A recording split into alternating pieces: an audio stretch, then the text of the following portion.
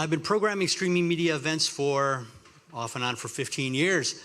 I don't think I've ever been more excited about a keynote than I am about having Evan Shapiro here. And so, you know, Evan, if you're on LinkedIn at all, Evan needs no introduction, but that doesn't mean he doesn't deserve one. You know, his analysis on the media, I think, is really unparalleled. It's insightful, it's incisive. I have no idea how he cranks out as much insight and commentary as he does, but he does it, and it's always rock solid. He is not shy with his opinions, but those opinions are always backed up by a deep understanding of the media universe and lots and lots and lots of data. In fact, he's become known as the unofficial cartographer of the media universe ever since Deadline first published his media universe map back in 2020, I believe. He's also a professor of media and entertainment at both the NYU Stern School of Business and the Fordham University Gabelli School of Business. If that wasn't enough, through his change agency, ESHAP, he and his team offer insights, advice, analysis, and help to those working in the media and entertainment space. He's just back from a world tour. MIPCOM, right? Yeah, and I'm going to Norway next week and Poland. European Broadcasting Union, you were just there. So with that, let's welcome Evan Shapiro to Boston. So I did have a six-pack before the panel, so I'm not going to drink on stage. And I think I learned a lot from the last panel, most notably that Dom seems to hate kids. But one of the things you did say that I think is really important with regards to you know, the sustainability as a competitive edge, it should be unified. I feel that way about data. I feel like we've created not just walled gardens for the consumers to, you know, go through a corn maze of content that's created this paralysis of choice. We've also created this real fire hose of data that a lot of it is useful, some of it is not, and then a lot of it is just behind closed doors and kept away from us to share. And so one of the things that I try to do here, both with this presentation but also with what I write out there on the interwebs, is to provide a set of data that we can all share so that we're having one conversation. I think it's obvious that the industry needs to go through some change. We're facing a series of existential. We're like a guy with a midlife crisis buying a Porsche. We just keep chasing after that hot new thing in hive mentality, and we're not doing so necessarily in an educated way. So I'm here today to what I do every day is I wake up stupid, and I try to learn something new about something new every single day.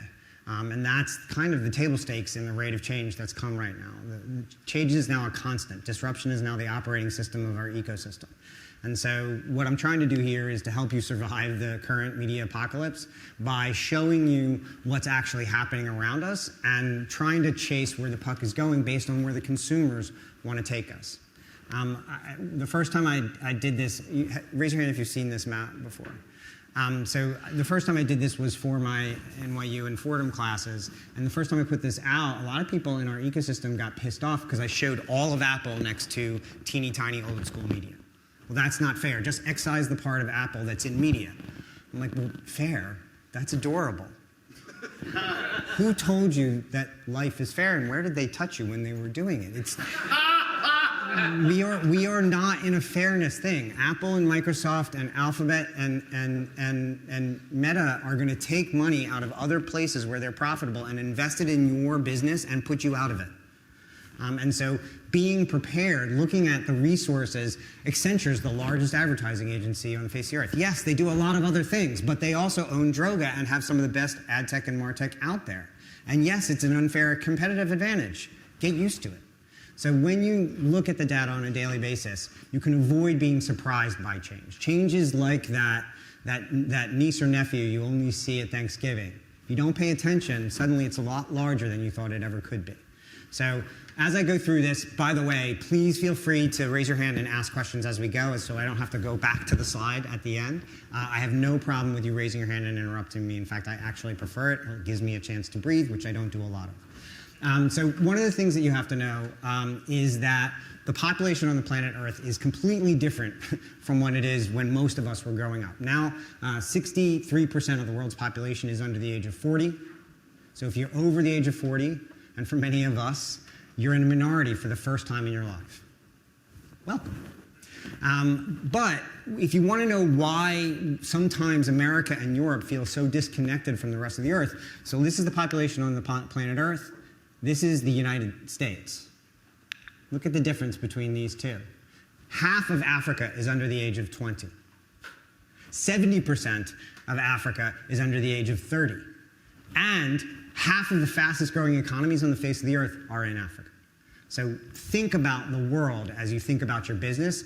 Look for opportunity outside of where you're operating today. So when you think about where the ecosystem is headed, you have to take it from the point of view. I don't agree with everything Jeff Bezos does, but his obsession on the mind and point of view of the consumer is absolutely right. We have to understand where they are going in order to serve them what they need in the future. It's one thing to do what you're doing today. Where will they be tomorrow? There's this misperception. This is based on a 19,000 person survey I did with Publishers Clearinghouse, and that's another thing. Big samples better than small samples. Look for samples that actually represent the constituency you're looking to serve. 19,000 people, 18 plus. I think there's this misperception that younger consumers do not want to pay. Absolutely untrue. The younger a consumer is, the more apt they are to want to pay for media. We've raised 3 generations, the youngest generations, the largest generations, the most diverse generations on the planet, to pay for the media they most want. Who here is a child under the age of 12? Raise your hand. Of you, how many of you have seen weird credit card charges for skins or other things on Roblox and PUBG and, right, exactly. Who here knows somebody under the age of 20? How many of them subscribe to Spotify? Exactly. We've trained them to pay for the things that they most want in media. However, and by the way, when you ask consumers, this is 500,000, another large sample size, 500,000 consumers, 17 to 26. GWI asked from all these different countries. And they asked them, what are the most important things when you subscribe to a streaming service? These young consumers said, relevant content, original content, refreshed content, and library size are all more important than cost, and whether or not it has ads. The idea that I don't want ads or I'm going to pay, yes, and it depends on what the content is. The most important thing is the content itself. Ease of use is almost as important as cost. And oh, by the way, foreign content, 1/3 of consumers, 17 to 26, think foreign content is a primary need when they're subscribing to something. We asked 27,000 adults 18 plus, what do you plan, how do you want your content? It's a third, a third, a third. Actually, the vast majority of them says, depends on what the content is. Depends on what time of month. Depends on what service I'm subscribing to. When you dive into the younger consumers, what you can see is under 34, paid with no ads, is the #1 way that young people want content, which is really problematic for FAST. Think about that for a second. However, it's just not that easy to dictate how a consumer is going to behave with relation to their content on an ongoing basis. Sometimes it's paid, sometimes it's free. Sometimes it's on demand, sometimes it's linear. It depends. Rather than either or mentality, you have to adapt to the nuance of these consumers. We asked consumers, what do you plan to do with your subscription suite? All the things you subscribe to in the year ahead. This is music, gaming, news, video, all the subscriptions. Just 7% said that they plan to stick with the subscriptions they have right now. Just 7%. 93% of consumers are rejiggering their subscription packages on a monthly basis. Are they changing every month? No. Are they thinking about changing every month? Absolutely. So if you're in a subscription business, or if you're a service they have, you need to pop into the must-have category in order to make sure that you're going to stay in their suite. Worldwide, most people take free content with ads. In America, it's the opposite of that. These two mindsets are crashing together. Paid is rising around the rest of the world, and free is fast rising, pardon the pun, here in the United States. It's going to be a 50-50 world out there for the most part, depending on territory. You have to look at the population in each territory. And then when you look at, these are Americans. This is from John G. at Hub. They asked 3,000 people, how many media sources do you have, and how many are must-have? What you can see is under 35, 16 sources. Just half are must-haves. Over 35, 11 media sources on an ongoing basis. Less than half are must-have. You need your service to pop into the must-have bundle in the pocket of the consumers you're looking to serve. And this is how, in video, American consumers, this is almost 11,000 adults 18 to 54, you can see that over 45, paid MVPD still is number one. Number two, free streaming. Under 45, free streaming is number one, but paid streaming is number two. It's not so easy to say it's one of these things or the other. These consumers are elegantly jumping between paid and free, between linear and on-demand. When you think about the bundle that consumers are making for themselves, David Zaslav talked about bundling services yesterday or this week at Moffett-Nathanson conference. This is what the consumer sees as a must-have bundle. Premium SVOD, number one. When you press them, and reading, by the way, number three. Remember reading? When you pop into brand-specific must-haves, though, it's a completely different set of answers. So it's kind of like Congress. I hate Congress, but I like my congressperson. I have this idea about streaming services, but when I drill down into it, it's much more complicated than that. So under 35, paid Spotify and free YouTube, number one and two. Apple Music, number three, so two different music services. PlayStation Plus in both over and under 35. PlayStation Plus has 48 million paying subscribers globally. 48 million, more than Hulu. Think about that. If you're thinking about streaming and you're not thinking about gaming, and this will be something I talk about a little bit later, you're missing a major, major part of the ecosystem. Reading, number one, and this is physical products and digital products, digital print. So there is a suite of services. There is a bunch of itches that our consumers want to scratch with regards to their media on an ongoing basis. What I call a Maslow's hierarchy of feeds. And if you think about keeping yourself relevant on an ongoing basis with your consumer base, you're going to have to think about crossing a lot of these different needs. Social media. Doesn't mean you have to run a social media platform, but what is your social media plan? Doesn't mean you have to have digital print, but are you providing something like a newsletter that can augment the value that you're providing your consumer? Gaming. You don't have to be in gaming, but you have to think about gaming. This is how the consumers over 35 and under 35 see the ecosystem. It is not an either-or anymore. It is no longer a binary set of choices. It is much more a yes and. And if you've ever done improv, you know this phrase. But it is yes and. That's what the consumer wants. They want you to agree with where they're headed, not necessarily force them into what you want to do. So I'm going to dive into primarily television for a while. This is the television ecosystem as it plays right now. So fragmented. So incredibly fragmented. It's not just a corn maze of content. It's a corn maze of business models. The largest television manufacturer on the face of the earth, Samsung, only has 15% market share. 42% of the world's connected televisions are made by a bunch of Vizios in regions around the planet, which have no permanent affiliation with a CTV operating system. And they're at play right now. There's a battle for the brains of your televisions, and it's being fought. Who here has an iPhone? Raise your hand. Who here has an Android phone? Raise your hand. Who here has something else? You do? What do you have? But Android operating system? No. Oh, okay. So one. Give him a hand. Yeah, it's the first one. I've never had an other.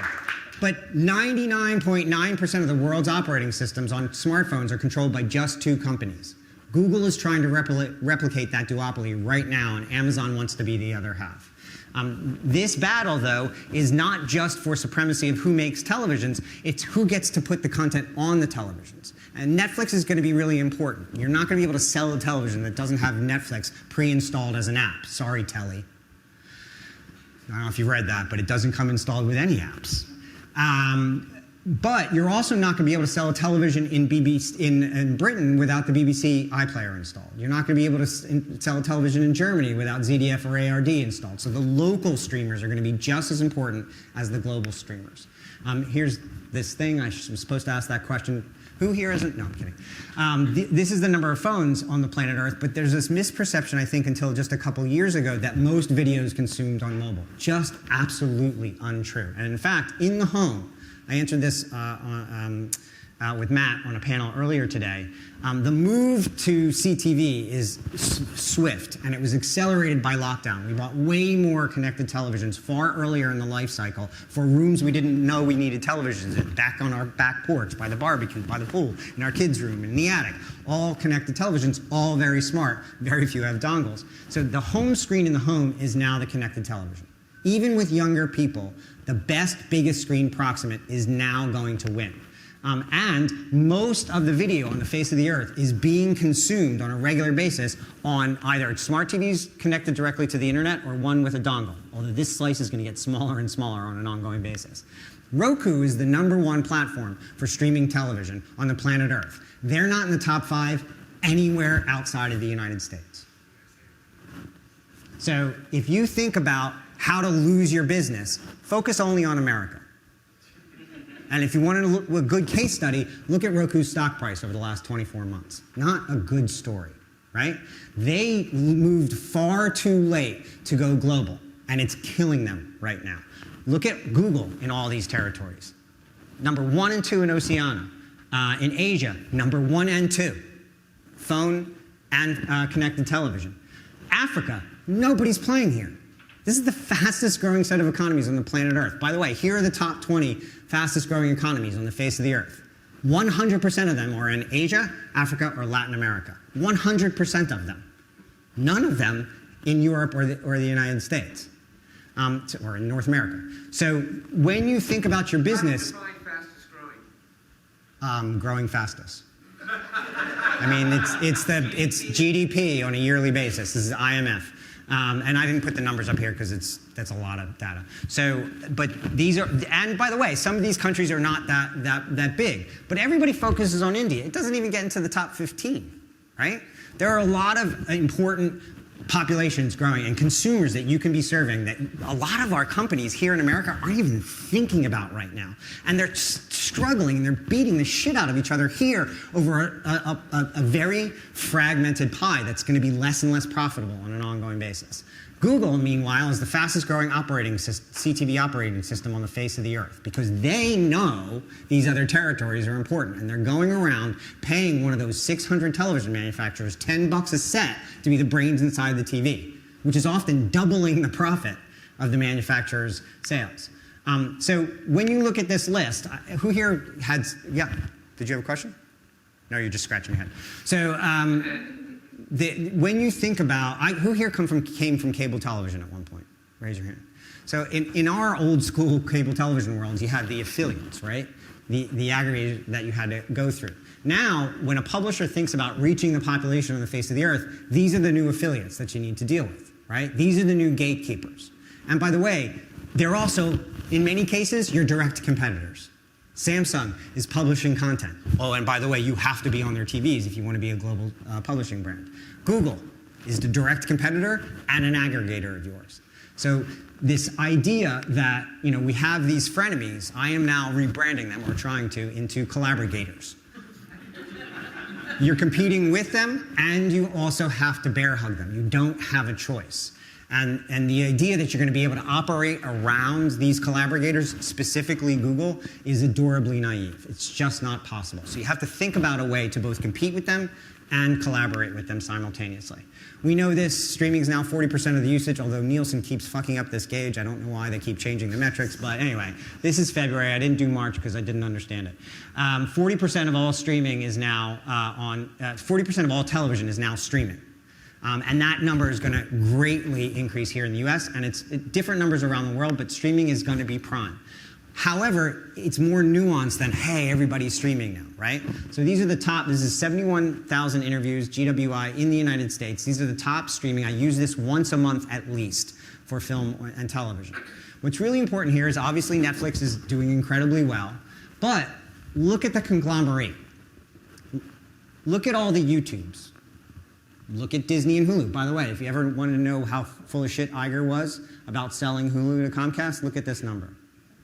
By the way, look at Max, I guess, now, and Discovery combined. Look at Twitch and Prime together. And what you get is a different set of numbers. This is the conglomeration of video streaming. Disney pops to number 2. No way they're going to get rid of the highest ARPU, one of the largest streamers in the top 4, Hulu. They were always going to keep that. It was always a poker game that he was playing with Brian Roberts. They combined to be number 2. And by the way, with an ad product that's really, really good. One of the best digital ad products, certainly one of the best CTV ad products out there. But look at YouTube. 90%. When you go into other territories, when you do this for Latin America, they actually pop above 100%. Because kids, premium, and regular YouTube is just this monster that is going to be used on a daily basis. Remember, free streaming was number 1 for people under 45, number 2 for people over 45. A lot of it's YouTube. 9% of all television viewing right now is YouTube. 9% of all television, more than Netflix. But look at the, you can see where the conglomerates are stacking up here. And you can see that having more than one offering is an advantage. That's why so much money is stampeding towards streaming. Connected television advertising has been the fastest growing part of the advertising economy for the last 2 or 3 years. However, not all streams are equal.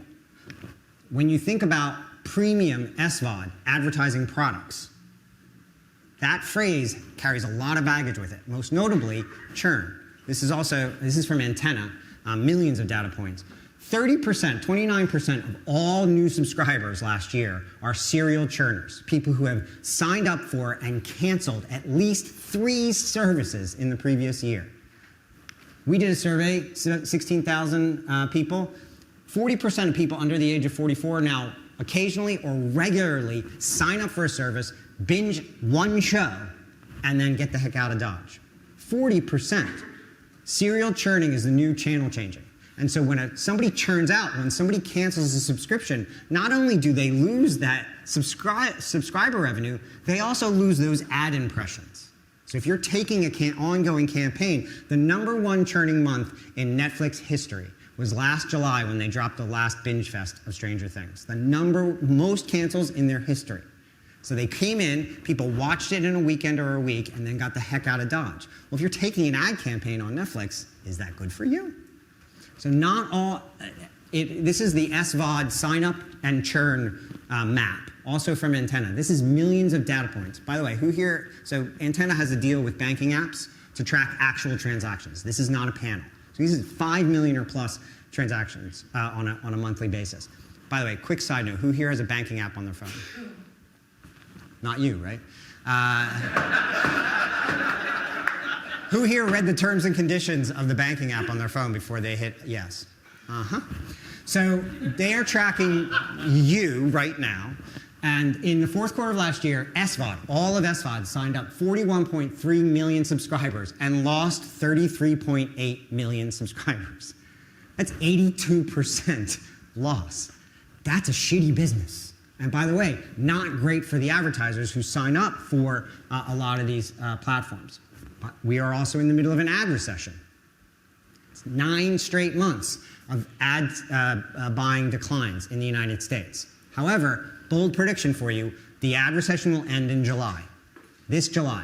Want to know how I know? Math. Look at what happens here. The reason why we're in an ad recession is primarily due to the comparison to the year prior, which, look at January, look at February, look at March. It's hard to keep that pace up, right? Now, in July, the comparison is going to be a lot easier than it was a year ago.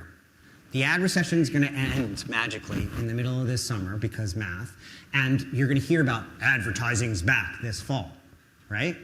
What's going to happen, though, is not all the ads are going to be shared equally amongst all the players because gravity sucks.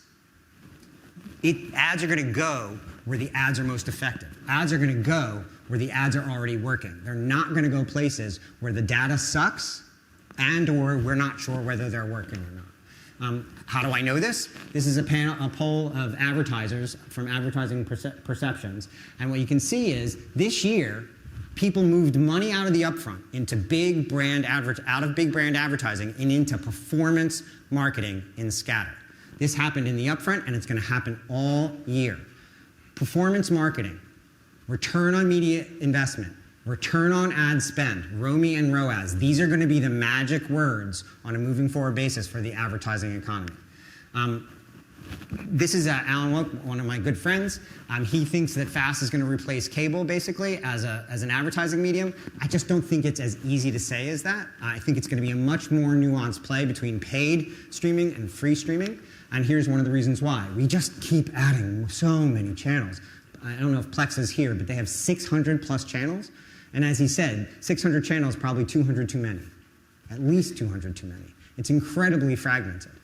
However, what I will tell you is news is one of the big reasons why these channels have been proliferating, and it's one of the biggest use cases on FAST. But I do think it's going to look a lot more like streaming versus old school television.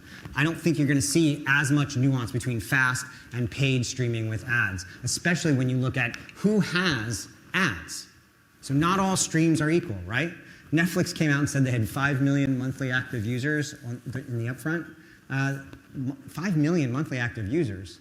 YouTube has 2.5 billion monthly active users. Which are you going to buy, right?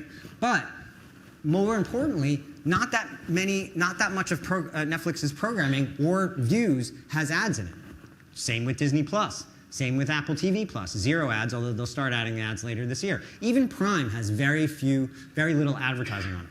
However, Freevee, Paramount Plus, Pluto, they have more advertising. So if you're an advertiser, where are you going to put your money? You're going to put your money where 100% of the available ecosystem has an ad product in it, or are you going to put it where only 1% of the ecosystem has an ad product in it? This is the FAST map that I made recently.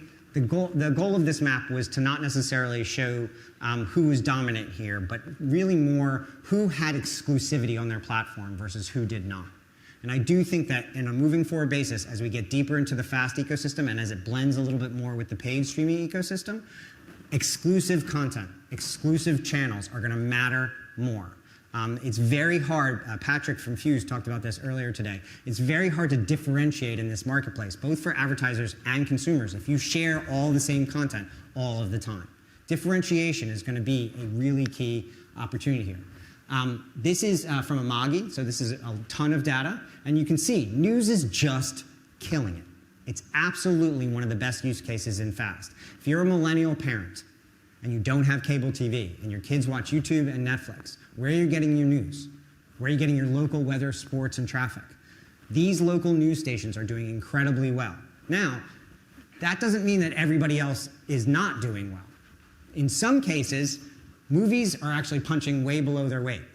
Considering how much of the FAST ecosystem is movies, it's not doing all that great, especially when you look at sports, of which there is incredibly little on FAST right now. And yet, it does almost as well, it actually does as well in movies as to the number of impressions served. So imagine if there was more sports on FAST. And I know, rights are very expensive, and I don't think we're going to be able to afford them, yada, yada, yada. But Matt from LG talked about non-D1 sports teams and not necessarily primary sports. World Poker Tour is absolutely crushing it there. Women's sports is completely underrepresented on television. Think about pickleball. Who the hell knew what pickleball was 5 years ago? So there are sports out there that people will watch, and they are punching above their weight wherever they appear on FAST right now. This, though, is kind of goes with that map around emerging economies earlier. Look at where the growth is. This is not my data. This is not my interpretation. I put bunnies in because it's growing fast. And bunnies are fast. And I like bunnies. But look at APAC. Who here is making a major initiative in the Asian Pacific Rim with their FAST or their streaming package? Raise your hand. Where's the growth? Europe, which is under streaming compared to the rest of the planet, and by the way, growing like a weed with regards to the number of impressions it's serving. Asia, and I don't have data on Africa, but I imagine that the amount of fast streaming there is also growing like a weed. Yes, it's hard. Yes, it's complicated. Yes, the rights are going to be difficult to get. Yes, you have to program for the local languages and the local constituencies. But would you rather struggle along, splitting up the pie in a more fragmented, less profitable market in the United States and see almost no growth, or do you want to go where the growth is? Your choice. So this is how the United States streams. I just want to compare the markets here. This is why I think Europe has all upside. It's still a relatively immature market with regards to streaming, and it's growing faster every single year. What I found fascinating is just how much streaming is done in Latin America, which is a lot, and this market and the United States actually are behaving tremendously alike with regards to their consumption, both in the pay TV ecosystem and in the free TV ecosystem. But what I found super fascinating is the interesting split of content delivery in Asia. Streaming is almost equal to television, and that's because this is a mobile-first culture, and streaming is just a part of their daily lives. It's how they operate. Great opportunity here. And then in Africa, way more streaming and less television than I thought there would be. Again, dig into the data, learn something new about something new every day. I did not expect 37% of the population in Africa to be streaming. And yet, here we are. These are the top 3 streamers in every single one of these territories. You can see where they are, and it's 19,000 people surveyed amongst Generation A. So everyone's talking about Generation Z. And you should be catering to them, you should be hiring them, you should be learning how to manage them, you should be learning how to retain them, because they are going to be a dominant force in your workforce for the next forever, until you retire. But Generation A is now basically the determinant factor for what's streamed in the home in a lot of homes across the planet. And what you can see is the elegant way that they jump from free to paid and back. They just see them as the same thing. And I get questions around YouTube is, well, is that short form content, or is that user generated content? Who gives a shit? This is what they're watching. Mr. Beast is the biggest star in the world for people under 15.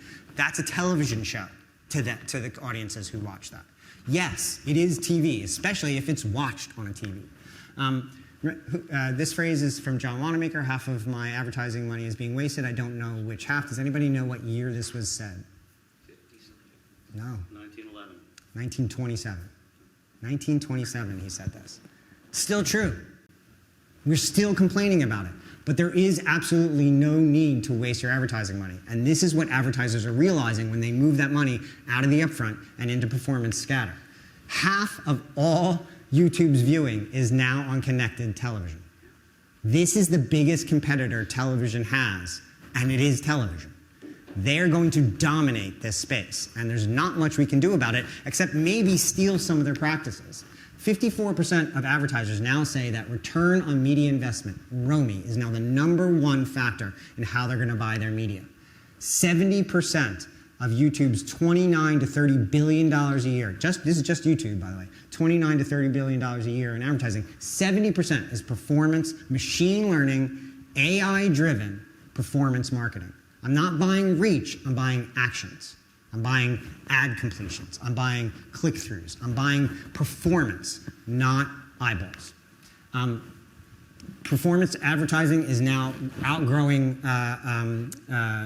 brand advertising. So when you think about, there's this traditional ratio of 60% brand, 40% performance. In the next 3 years, that's going to flip on its head. And performance is going to outweigh brand. We're moving from hearts and minds in brand advertising to hearts in carts in performance marketing. What matters is cans and hands and butts and trucks, especially if you're spending money on a regional basis. By the way, when you look at these 2 metrics, 60% of people who buy video advertising on the planet Earth only buy YouTube. Only buy YouTube. Those are customers that traditional media cannot touch. So if you're only concentrated on the traditional television ecosystem or the traditional television advertising model, you're cutting off 60% of your potential clients. This is Mr. Beast, the previously mentioned Mr. Beast. He is both the top of the funnel and the bottom of the funnel. He does branding incredibly, incredibly well, the most popular performance artist for kids under the age of 15 on the planet Earth. And he also sells product. That Nerf gun he's holding, you could buy from the page that this video was playing on. This video was watched 120 million times. That's why he's worth $1.5 billion. Wouldn't we all want to have an enterprise worth $1.5 billion? By the way, YouTube brought him out next to Roger Goodell to talk about a Mr. Beast NFL cross-promotion for NFL Sunday Ticket next season. Yeah, that's how big. They didn't bring out a football player. They brought out Mr. Beast. Think about that for a second. This is why this is an unavoidable flywheel. You cannot avoid this company. They are the #1 video platform, #1 ad sales platform, #1 mobile OS provider, the fastest growing crowd, which also has a great white clean room for data. 94% of search, 60% of browsers. You can't avoid them. They are the collaborator you need.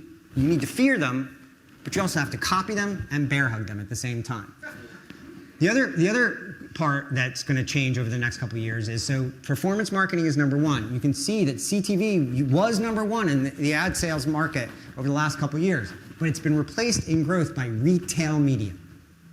Retail media, where I can buy the product as I watch. This is the #1 fastest growing segment of the advertising economy, and 74% of brands have a bespoke retail media budget that does not buy anything else. That's up 3x from just 2 years ago. That's money television can't touch today. Walmart sold $2.2 billion in advertising last year. They didn't take $2.2 billion in advertising. They sold $2.2 billion in ads last year. And they're just getting started. Apple is about to turn their app store into the greatest retail media environment on the planet Earth, actually probably after Amazon. You can see the growth trajectory here. You can either be a part of this market or not. And being a part of this market means investing in commerce connected to your video. Do streaming, but figure out a way to sell shit inside your streams. How to do that? I don't know. You're the technician. You figure it out. But there are ways right now. There are services, Curve, iBuy, that are selling these products on a regular basis. And by the way, Amazon, who really only does retail media, did $37.7 billion in advertising last year. This is 7% of their overall revenue. It's bigger than Paramount, all of Paramount. It's bigger than Netflix, all of Netflix. This is a monster, and it's only going to get bigger, especially when they connect their retail media to their television media. This is not Prime. This is not Twitch. This is not Freevee. This is Amazon Live. This is in the shopping app. Look at the talent here.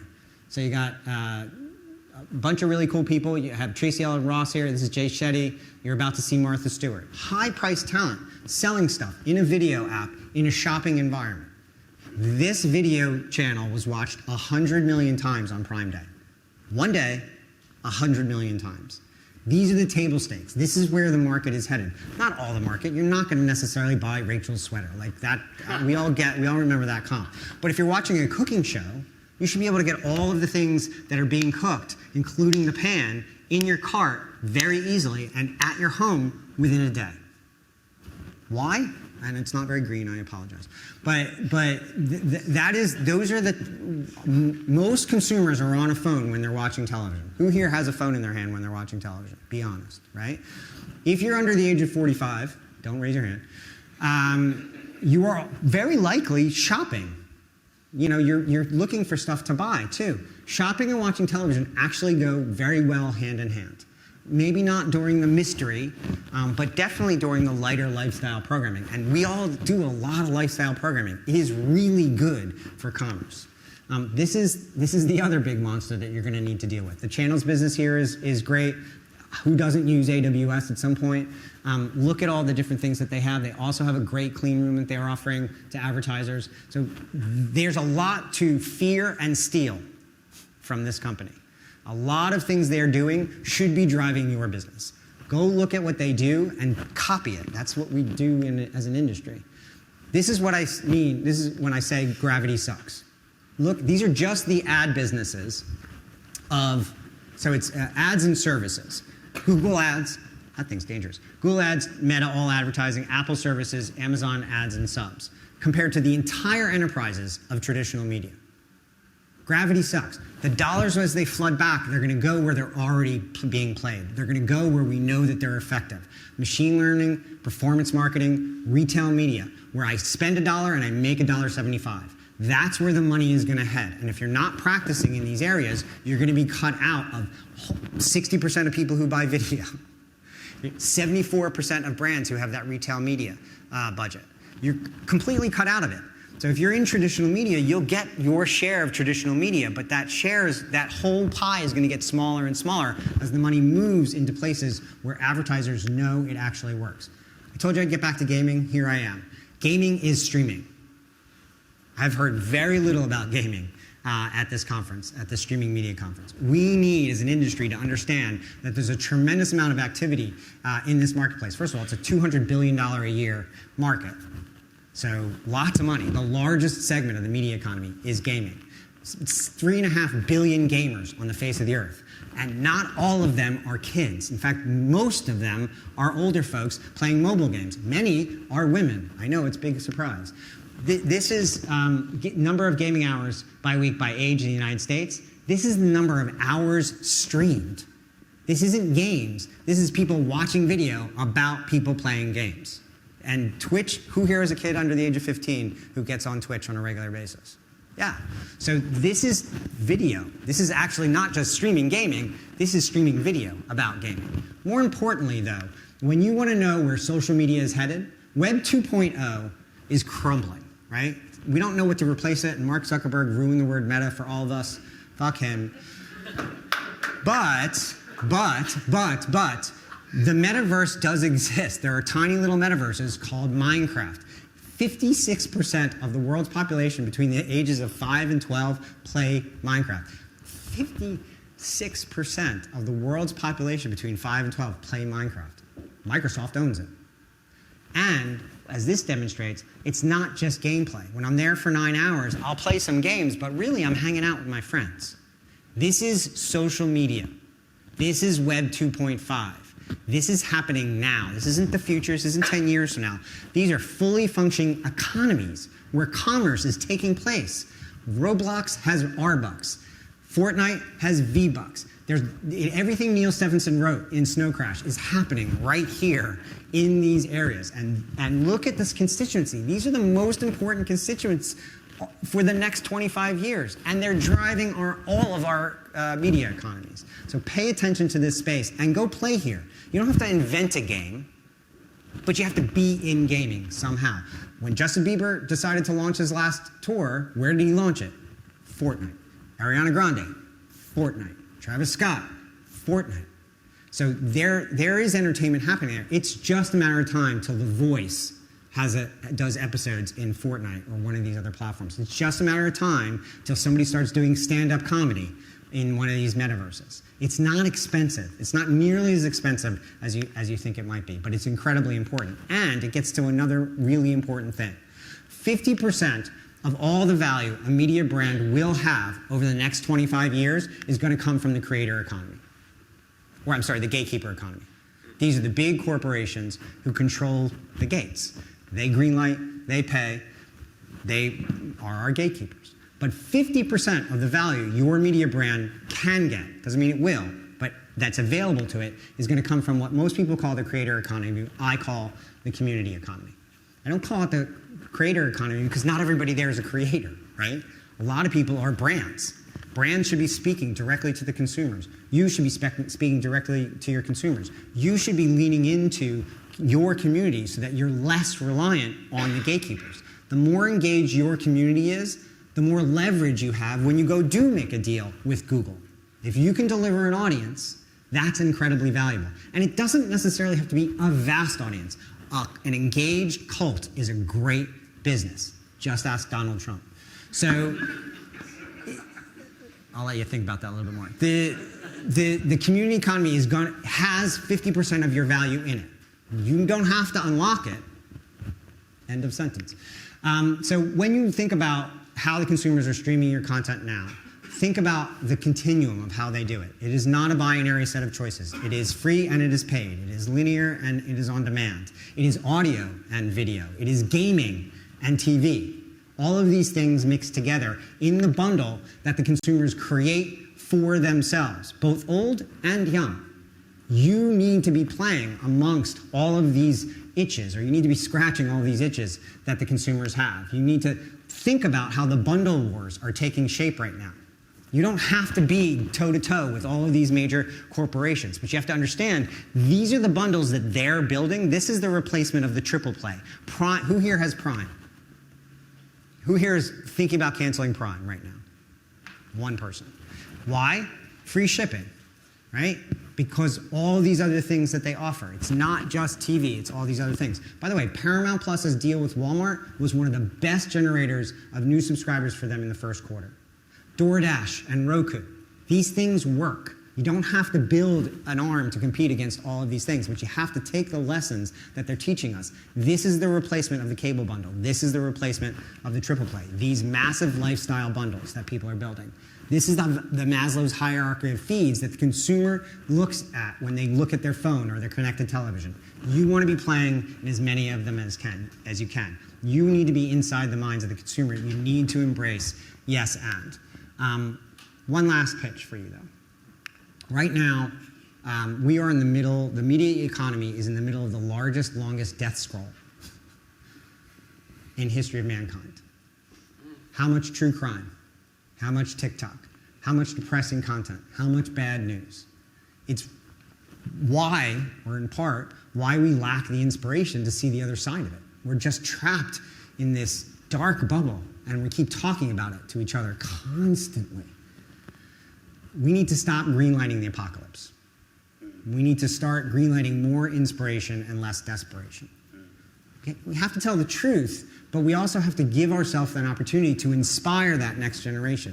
In 1962, John Kennedy stood in front of the world and he said, by the end of this decade, we will send a man to the moon and bring him safely down to Earth.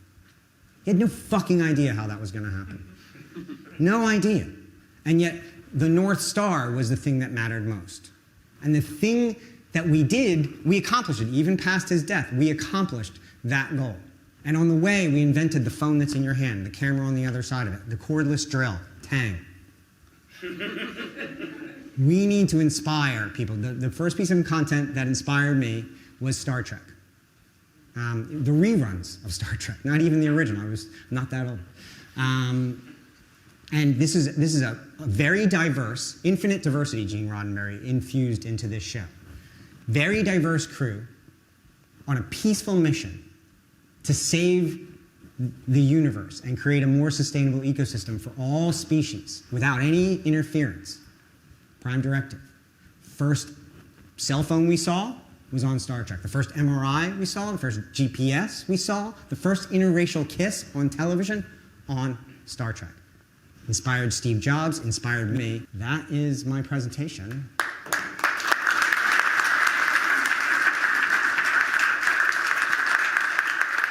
Happy to take any questions that you have. Go back to the bundle Tyler's going to, slide. sorry, I want the mic to go around Yeah. so the questions are on I just wanted to pull the bundle slides because that was such a great one. No, I don't have a question. That's it. Oh, you just want to take a picture of it? You want me to stand next to it? Okay. Any questions? No questions whatsoever? That was a lot of information. Yeah.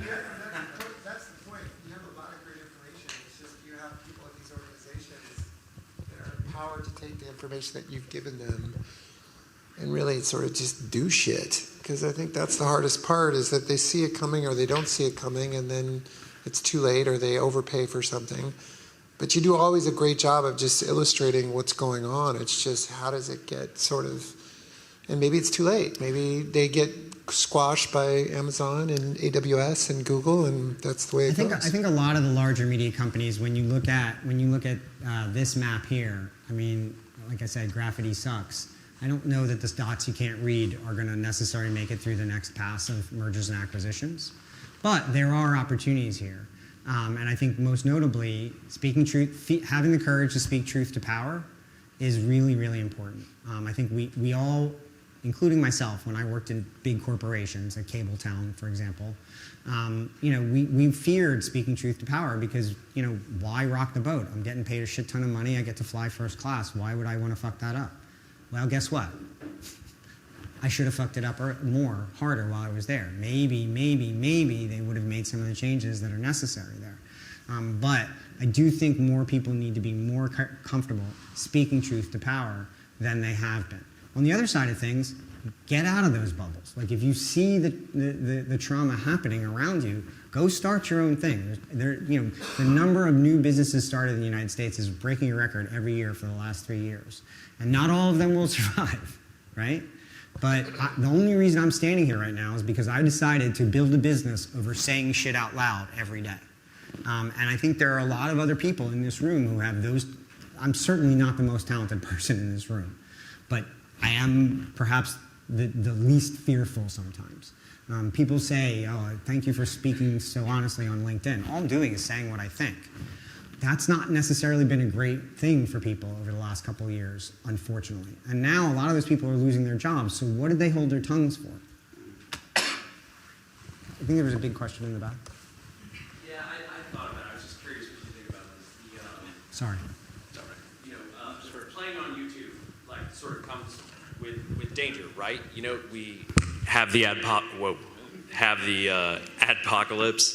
right? And it just totally killed and wiped out like a large, portion of people that were making a living on YouTube, right? So there's inherent risk in it to where, somebody tweaks the algorithm over at Google and you're dead. So it seems really dangerous. And what do you think is the best way to combat that if you're smaller or trying to be an independent content creator? Yeah, no, absolutely. Yes, and. So don't only rely on YouTube. Use YouTube, but don't only rely on it. So find other outlets. Reading, as you saw, is very prized amongst people. Have a newsletter. Have a Patreon. The highest earning Patreons, does anybody here know what Patreon is? So the highest earning Patreons are making $10 million a year. But you don't need to do that. People who have 50 or 60,000 subscribers on Patreon are earning $2-3 million a year. These are not big constituencies. They're small constituencies. Figure out your economics. Think hard about how, first of all, create a cult, a bunch of people who love you wherever you go and whatever you do. And then figure out the economic exchange between you and your cult. That is the Web3 that we're headed towards, is that your relationship with your constituency, your community, should be economically understandable by both halves. Yeah. Can I follow up? Yeah. The other thing I was going to say was, I feel like we've just seen, this middle class of media just die. Yeah. From the 2010s with Vice and Yeah. and all that stuff. And it seems to me it's like you're either getting, pushed up into The stratosphere, yeah. company or down into, I just have subscribers, right? And don't even rely on the ads because YouTube might change it anyways, right? So that makes a lot of sense to me. What do you think is the future of that sort of middle class? Is it just diversifying? I think today's creator class will grow into tomorrow's middle class. So I have 5,000, 5,100 subscribers on my newsletter. It's not big, but it's rabid and it's monetizable. It's the top of my funnel, and it serves as my marketing arm as well. LinkedIn I give away for free. By the way, don't sleep on LinkedIn. I wrote a piece on this earlier this week. Probably the best place to create enterprise value right now, and on any social media, is on LinkedIn. Now, it's difficult because not everybody writes about the business the way that I do, but it is a very content-led algorithm on LinkedIn right now. But Apple has a great individual subscription business for individual podcasts. Last year, I made a scripted podcast with Patton Oswalt and David Cross and Natasha Leggero and Allison Pill. And so there are different ways to ply our trade. You have to learn about them, and you have to figure out the economic. I'm not saying this is easy, but if you're going to rely exclusively on the gatekeepers for your economy, you're as fucked as they are.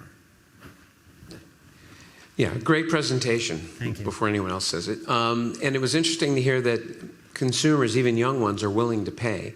So one of the things that's occurred to me during this is this bundle model is really not very consumer friendly. And the notion is, why not move to an a la carte menu like at McDonald's, like at Target, where I go in and I buy what I want, especially with technology improving to allow for micropayments and those sorts of things. What are your thoughts on that? Again, I hate to be redundant, but yes and. So the Prime bundle works because it comes with a suite of services that I absolutely need, and it creates economy of scale for the consumer. And I should be able to go and do, one of the things that people under the age of 25 pay for most are micropayments on games. Roblox, Minecraft subscription, but Roblox, PUBG, FIFA, a lot of these games are what's called live service gaming, and 70% of Activision's revenue now doesn't come from game sales, comes from game sales. It comes from live service gaming. PUBG has 1 billion users worldwide. Does anybody here know what PUBG is? Oh, wow, cool. So usually that's not a very well-received question. So, Fortnite will do $1 billion of sales between now and the end of the year. So again, it's more nuanced than it used to be. It's more difficult than it used to be. But yes, you should. There's going to be a rebundling of services because it is actually people don't buy an egg, right? There's an economy of scale there. So there are certain things that consumers just want bundled. Then they want to buy a la carte in other different services. And then they want to pay nothing in other instances. Yeah, you got to do all these things. If you want to be a successful media entity, I give a lot of my content away for free. A lot. Most of my content I give away for free. And yet I charge for a very bespoke section of it that people hyper pay for, either through subscriptions on my newsletter, or they just pay me directly to come talk to them or consult with them. Yes, and. It's more complicated than it's ever been. And if you don't want to do it, you can go sell refrigerators. Like there are other jobs in the world, but these are the rules of the game that are presenting ourselves now. Evan, awesome presentation. I'm a big fanboy, so thank you. Can I ask for a bit of advice? So in grading and streaming, we hit data sets which strongly disagree with people's intuition or their beliefs and so on. And I presume you're dealing with data all the time. When you present a piece of data that disagrees with people's entrenched beliefs, how do you go about migrating them from one mindset to yours? Is it just by evidencing the data, or what's your approach with that? This map is probably the best example that I can give you, which is, to a certain extent, I just let it lie there. And I let the minds of the reader kind of go, what the fuck? Right? But this is a narrative. This takes, by the way, I redo this map twice a month by hand in PowerPoint. It's as painful, thank you. It's as painful as it sounds. But the reason have that removed. That's okay. So this is a narrative. It does speak for itself a bit. Yeah, I can drill you down into different sections of it and tell you the different chapters depending on what point I want to make. But at the end of the day, the one big message I was wanted to send was the Death Stars are coming for you. Get ready. And everybody got it immediately. So how you present data is actually, unfortunately, more important than the data itself. Do you know what I mean? And by the way, you can't argue with this data. This is not a survey. This is the market valuation of these companies. It's just the math, right? So there's no counter argument for Apple being worth $2.7 trillion. $2.7 trillion. It's just what it is, right? Now, you can argue about it's unfair to show it next to Comcast because they have different resources, but then you're in my conversation. I framed the conversation. We're now having the conversation I wanted to have. That, to me, is the lesson of how I present data, is find the data, let the data tell you the truth, and then find a way to tell a story about the truth that lets the consumer change their own mind. Part of, I think, what works about the stuff I do is, yeah, I write a lot of stuff and people seem to like that. But really, the charts and graphs are the things that get passed along. And they speak for themselves very often. Any other questions? I just have one more. You again. So ChatGPT, you don't mention it at all in here. And I know we could have a whole nother discussion on it. Are you thinking on building something where it's part of the writer's strike now and it's going to affect content creation, content distribution, everything? Do you think it's something that all of us in this room should be worrying about, paying attention to, or just sort of walk around? So, ChatGPT is a product. It's not the thing. AI is the thing, right? So, and by the way, AI can't write a script as good as a human because it doesn't lie awake at night worrying about its relationship with its parents. And that's just humans are fallible, and that's why the art matters, right? So if you've ever used ChatGPT to try to write something, yeah, it's fine, right? But it lacks the nuance, I believe, that humans have. The reason why I don't speak that much about AI, although I did speak a lot about machine learning and AI in here, just as it relates to advertising. We've been living with these technologies for some time. Yes, they're getting better to a certain extent. Although ChatGPT yesterday said, well, my language was improved last time in 2021, so I don't really have the answer to your question. Great. But at the end of the day, I think the technology will only enhance the democratization of content creation. I think it's going to really help young producers who can't afford high-priced animation. I think it's going to help advertisers who want to make commercials who don't have a budget to make a $2 million commercial. I think it's going to really aid writers in organizing their thoughts in advance of writing a script. So I'm not as afraid of AI as I think the rest of the media community is, nor am I as bullish on it as the rest of the ecosystem is, because I can't cross the street without using Google, right? I don't know my daughter's phone number. I've been using AI for a very long time. We all have. So I think we're only focusing on it because we are a hive mentality as a group, and because Microsoft invested $10 billion in it earlier this year, and so now we're all focused on it all of a sudden. But this wave was coming.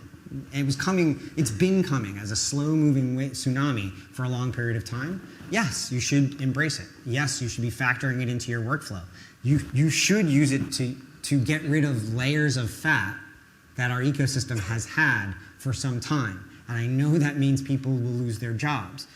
But a lot of those jobs aren't really that meaningful. They've just been there. And they're part of the inertia that this industry tends to build around itself. So, I also think it's disingenuous to say, hey, Disney's losing 7,000 jobs, because we all know they're going to hire jobs in other places. They're just cutting those jobs. So, as with every new technology, as with every industrial revolution, there's going to be awkward, painful moments in it, and people are going to have to retrain themselves or get out of the ecosystem. But I think ultimately, if we handle it responsibly, which is a big if, it can be additive and can help actually complete the democratization of content creation that was started with the iPhone and YouTube and all these other platforms. That's my opinion on it. The reason I don't bring it up in these presentations is because we should really be sitting down and having one fulsome conversation about that, and it tends to be very distracting. We are unfortunately out of time. Thank you, Evan Shapiro.